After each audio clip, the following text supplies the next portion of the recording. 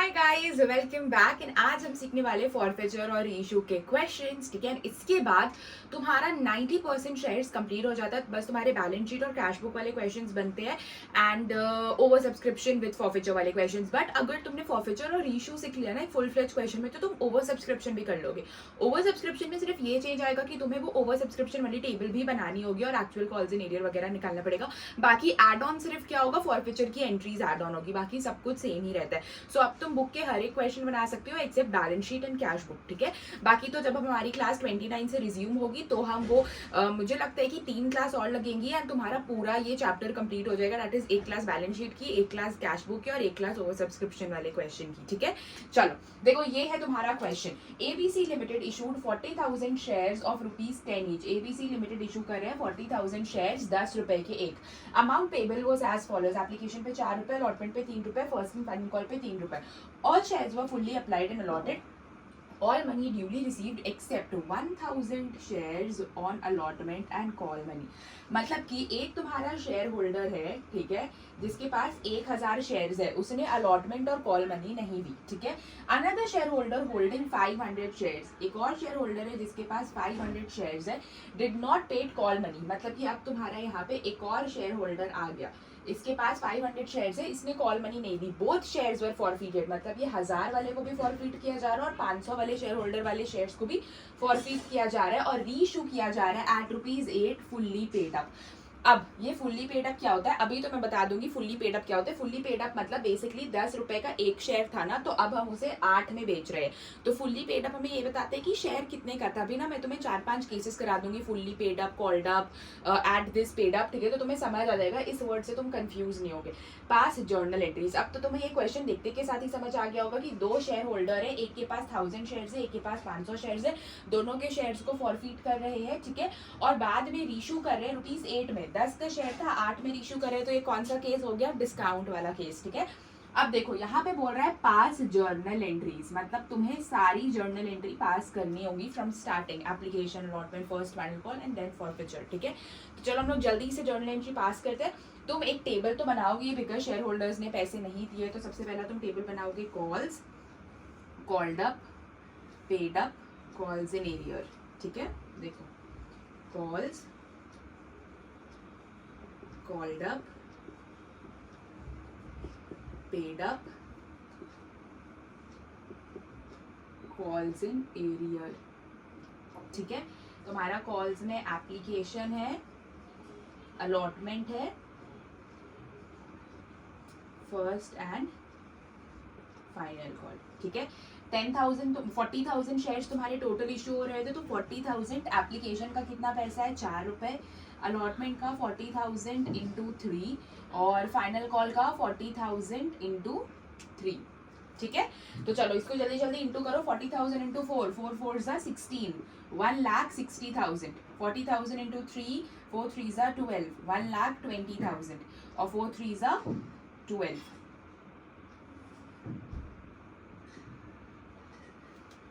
ठीक है, ये तुमने कर लिया। अब देखो कैसे कैसे हो रहा है। Another share 1,000 shares on allotment and call money. ठीक है, एक शेयर होल्डर के पास जिसके पास 1,000 शेयर्स है, वो अलॉटमेंट और कॉल मनी नहीं दे रहे, सिंपल कॉल्स इन एरियर है। ठीक है, तो 1,000 इंटू 3 रुपीज वो अलॉटमेंट का नहीं दिया और 1,000 into how much call money का है 3। ठीक है, ये नहीं दिया, मतलब कि हम यहाँ ये तो 3,000 आया। ठीक है, इधर भी 3,000 आया और फिर एक शेयर होल्डर है जो सिर्फ कॉल मनी नहीं दे रहा है, मतलब 500 इंटू 3 दैट इज 5 3 15। ठीक है, तो टोटल फर्स्ट कॉल में एरियर कितना आया, 4,500 था। इधर से 4,500 माइनस कर दो। ठीक है, और ऊपर से बस 3,000 माइनस होगा, तो इधर तुम्हारा कितना आ गया, 1,17,000 और इधर माइनस करोगे तो कितना आ जाएगा, 005 आ गया। अब बस तुम्हें सिंपल एंट्रीज पास करनी है। ठीक है, तुम्हारी सबसे पहली वाली एंट्री क्या होगी, चलो मैं इसको यहाँ से क्लोज कर दूं। चलो ठीक है, तुम्हारी फर्स्ट एंट्री क्या होगी, bank account debit to equity share application account. कितना आ रहा है एप्लीकेशन में पैसा, 1,60,000। नीचे भी सेम 1,60,000। नरेशन खुद से पास कर लेना। सेकेंड एंट्री क्या करोगे, equity share application account debit to equity share capital account. कितना लिखोगे? सेम जो ऊपर लिखा है 1,60,000। ये वाली एंट्री सबसे सिंपल होती है ना, ओवर सब्सक्रिप्शन ही थोड़ा सा टफ हो जाता है। चलो नाउ थर्ड एंट्री, अलॉटमेंट की एंट्री हम करेंगे इक्विटी शेयर। समझ आया? पहले तुम्हें स्टार्टिंग से सारी एंट्री कर दी, अगर क्वेश्चन बोल दिया तो। To equity share capital account. Allotment में हमें बेसिकली कितना आ रहा है? पहले पैसा तो तुम ये वाला लिखोगे 40,000 इंटू 3, दैट इज 1,20,000। यहाँ पे भी 1,20,000। अब नेक्स्ट एंट्री तुम यहाँ पे करोगे, entry number 4, bank account debit to equity share allotment account. Bank में कितना लिखोगे? 1,17,000। मैं यहाँ पे लिख रही हूँ ना बैंक वाला अमाउंट, क्योंकि वहाँ पे थोड़ा स्पेस नहीं है, ठीक है। कॉल्स इन एरिया में तुम कितना लिखोगे? 3,000। टोटल तुम्हारा आ गया 1,20,000। ये भी हो गया। एंड अब तुम्हारी final, first and final call की एंट्री लिखोगे, equity share first and final call account debit to equity share capital account. इसमें तो तुम कैपिटल वाली अमाउंट लिखोगे, दैट इज 1,20,000। इधर भी 1,20,000। लास्ट तुम्हारी एंट्री हो जाएगी बैंक अकाउंट डेबिट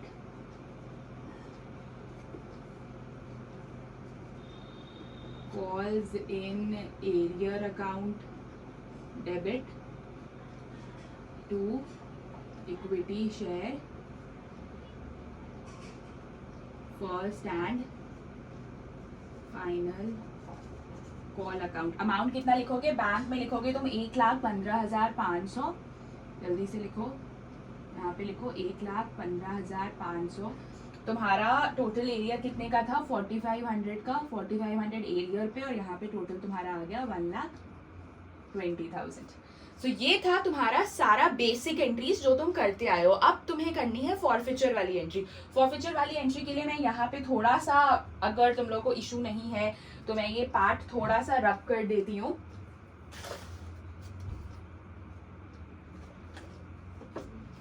ज्यादा रब नहीं कर रही हूँ मैं ना, ये कॉल्स इन एरियर वाला पार्ट रब कर रही हूँ, ओके, बिकॉज क्वेश्चन भी तो दिखना चाहिए। चलो हमारी इतनी में फॉरफिचर की एंट्री हो जाएगी। देखो बोल रहा है कि another share holder holding 500 shares did not paid call money. हमने सारी नेसेसरी एंट्रीज कर ली। Both shares were forfeited and reissued at ₹8 fully paid up. पहले शेयर फॉरफिचर की हम एंट्री करेंगे, दोनों शेयर्स फॉरफिट हो रहे हैं। अब देखो दो ट्रिक्स होते हैं, या तो तुम शेयर फॉरफिचर की दो अलग अलग एंट्री करो, पहले 1,000 शेयर जब हम फॉरफिट कर रहे हो, दूसरी बार जब हम 500 शेयर्स फॉरफिट कर रहे हैं, ठीक है। ये तुम्हारा होमवर्क है कि तुम अलग अलग एंट्री कैसे करोगे पास। मैं टाइम बचाने के लिए तुम्हें एक ही एंट्री सिखाऊंगी कि जब एट अ टाइम दो शेयर होल्डर के शेयर्स हम फॉरफिट कर रहे होंगे तो हम एक ही बार में कैलकुलेशन कैसे करेंगे। अगर अलग अलग आए तो बस एक शेयर होल्डर का कर लो, ठीक है। जैसे कि पहली बार में 1,000 वाले का निकालो, दूसरी बार में 500 वाले का निकालो, ठीक है। आई होप ये समझ आ गया होगा। तो हम कंबाइंड एंट्री करेंगे। सबसे पहले दोनों के शेयर फॉरफिट हो रहे हैं तो शेयर फॉरफिचर की एंट्री क्या होती है? सबसे पहली एंट्री क्या होती है शेयर फॉरफिचर की? तो ये है तुम्हारी entry number 7,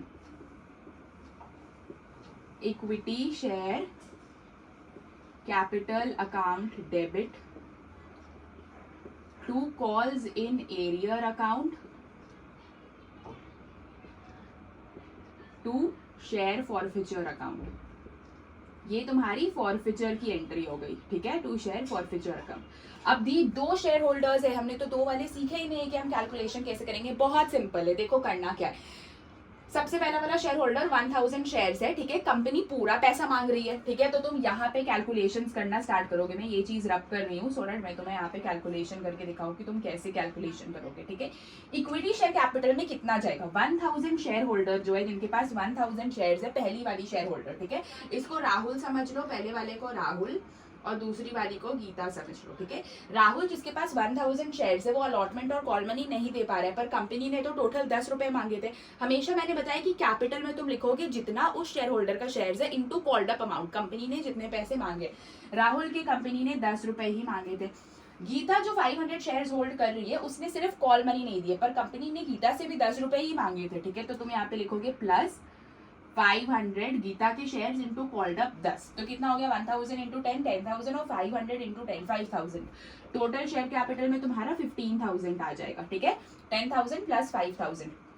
calls in arrear में कितना जाएगा, ठीक है। कॉल्स इन एरियर में देखो पहले राहुल ने कितना नहीं दिया, राहुल ने अलॉटमेंट और कॉल मनी नहीं दी, ठीक है। तो राहुल का शेयर्स इनटू अलॉटमेंट कितने का था 3 रुपीज का और फाइनल कॉल 3 रुपीज का, 6 रुपीज राहुल ने नहीं दिए, 3 प्लस 3। उसके बाद गीता ने क्या नहीं दिया, गीता ने सिर्फ कॉल मनी नहीं दिया, मतलब सिर्फ 3 रुपए गीता ने नहीं दिए, तो 500 गीता के शेयर्स इनटू जितना गीता ने नहीं दिए, ठीक है। तो 1000 इंटू 6 6000 और 5 3 15 1500, मतलब 7500 का हमारा टोटल एरियर है, ठीक है। तो फॉरफीट हम कितना कर रहे हैं, देखो राहुल ने अलॉटमेंट भी नहीं दिया था और कॉल मनी भी नहीं दिया था, पर राहुल ने तुम्हारा एप्लीकेशन का पैसा दिया था, राहुल ने एप्लीकेशन का पैसा दिया था, तो राहुल का हम 4 रुपए फॉरफीट करेंगे 1000 इंटू 4, क्योंकि राहुल ने वो दिया है। मैंने हमेशा बताया फॉरफीट वही करोगे जो बंदा दे देता है, जो शेयर होल्डर ने जिसका पैसा दे दिया है जिस इंस्टॉलमेंट का। और गीता ने सिर्फ कॉल मनी नहीं दिया, मतलब गीता ने एप्लीकेशन और अलॉटमेंट दोनों दिया, तो गीता ने कितने पैसे टोटल दिए 4 5 6 7, गीता ने 7 रुपीज दिए। तो यहाँ पे तुम लिखोगे plus 500 into 7, 1000 into 4 400, 7 5 35, 4 plus 35 is again 7500।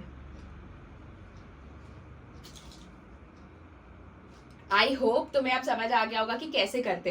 अब चलो मैंने तो ये तुम्हें कंबाइंड एंट्री सिखा दी, जब दोनों के साथ में करेंगे, तुम चाहो तो अलग अलग भी कर सकते हो।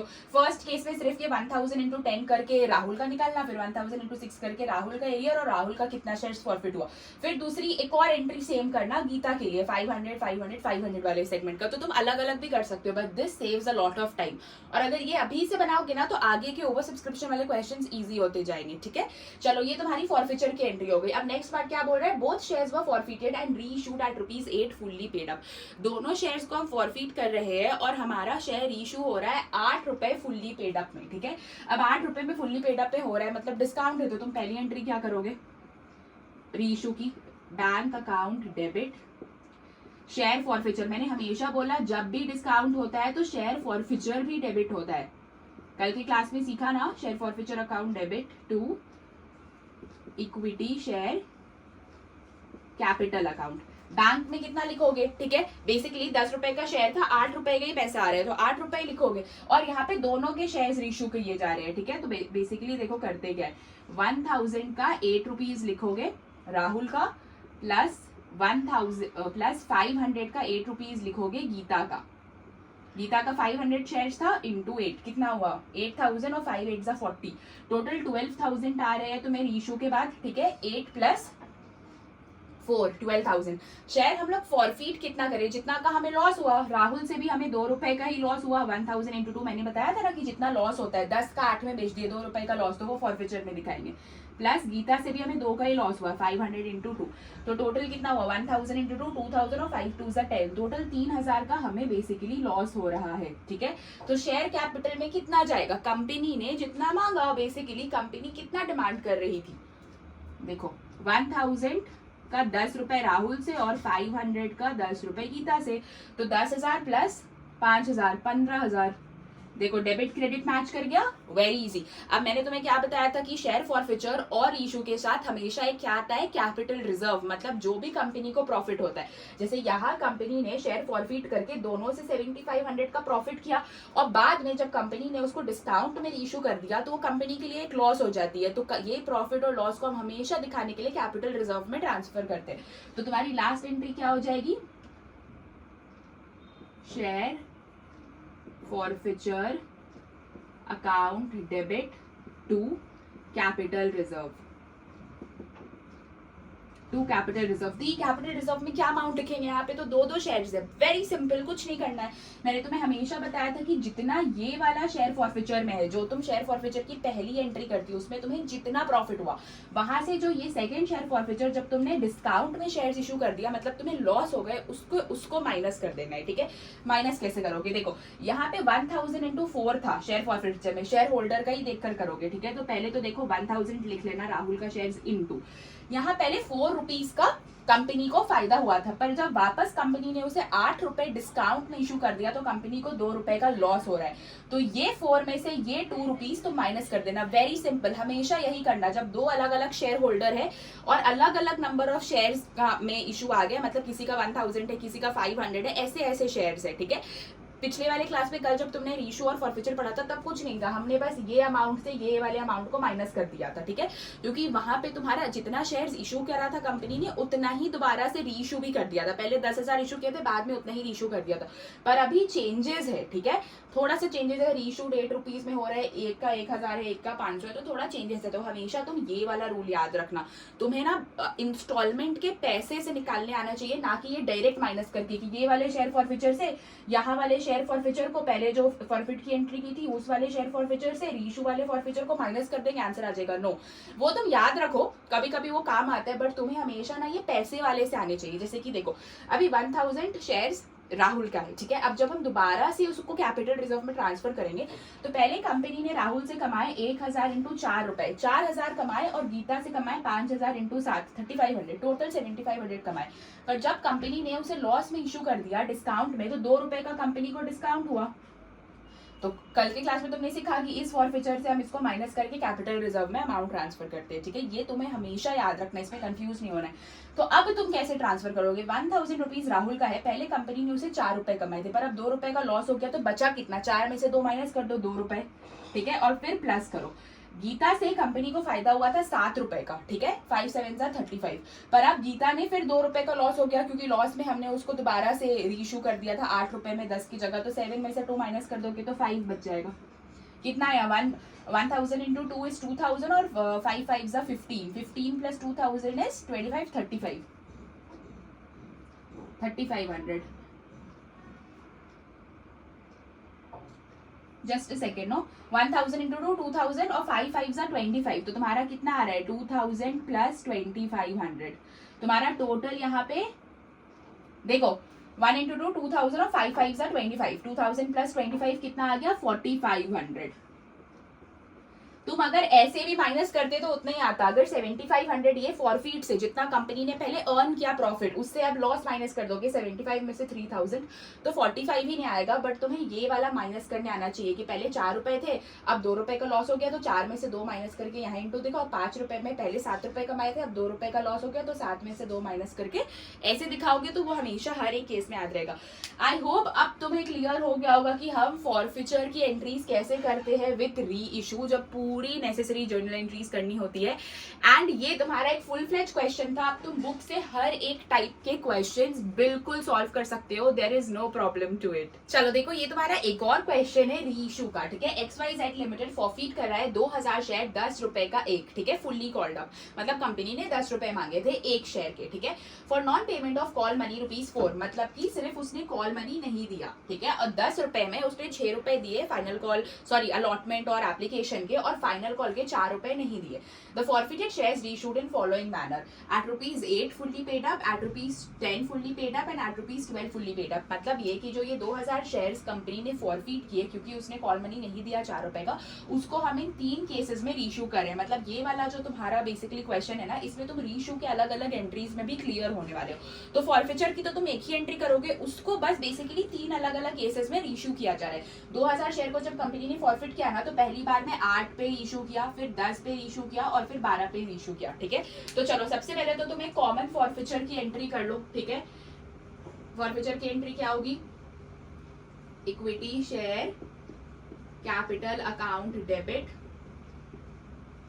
To calls in arrear account to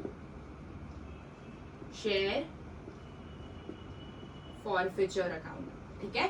equity share capital में तुम कितना लिखोगे? जितना कंपनी मांग रही है। 2000 शेयर कंपनी फॉरफिट कर रही है और 10 रुपए कंपनी पूरा मांग रही है, तो तुम यहाँ पे क्या लिखोगे? 2000 इंटू 10, यहाँ पे तुम लिख दो 20,000 रुपए, ठीक है। कॉल्स इन एरियर कितना है? क्या नहीं दिया उस बंदे ने, 2000 शेयर होल्डर वाले ने एप्लीकेशन और अलॉटमेंट के पैसे दिए, बस ये 4 रुपए नहीं दिए, तो यहाँ पे वो लिख दो 2000 इंटू 4। तो उसने दिए कितने? जितना उसने दे दिया, मतलब कि कॉल मनी नहीं दिया, तो आउट ऑफ 10 रुपीज 4 रुपीज उसने नहीं दिया, तो 6 रुपए तो दे दिए ना, मतलब वो हम लोग फॉरफिट कर लेंगे। तो एरियर तुम्हारा आ गया 8000 का, और 6 टू ज़ा 12,000 तुम्हारा फॉरफीट हो गया, ठीक है, जो उसने दे दिए। ये हो गई तुम्हारी कॉमन फॉरफीचर की एंट्री। नरेशन क्या लिखोगे, बीइंग 2000 शेयर्स फॉरफीटेड, ठीक है।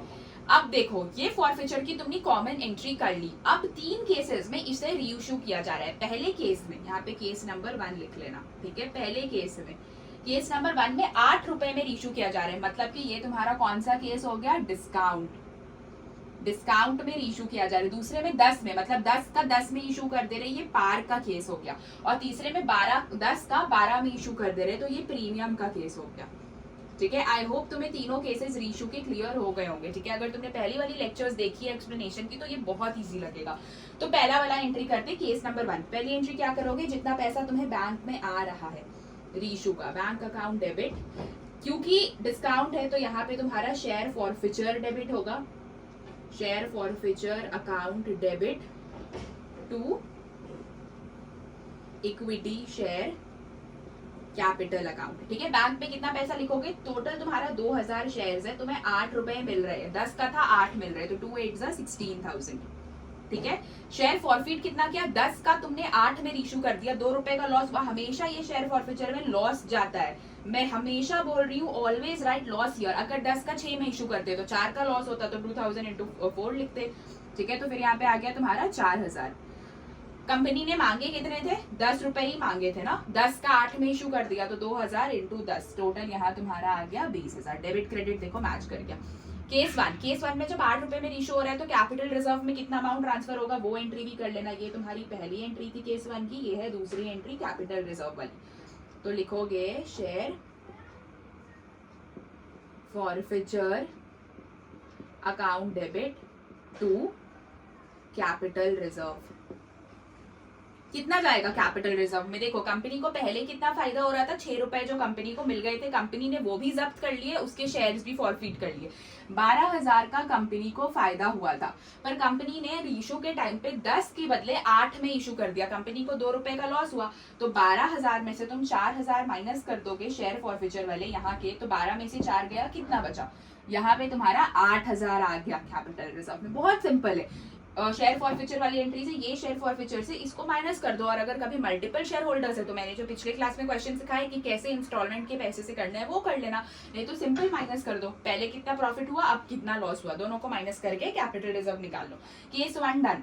Now comes case 2। केस 2 की पहली, केस 2 में बेसिकली हम लोग को पहली एंट्री तो basically at 10 rupees fully paid up में इशू किया जा रहा है।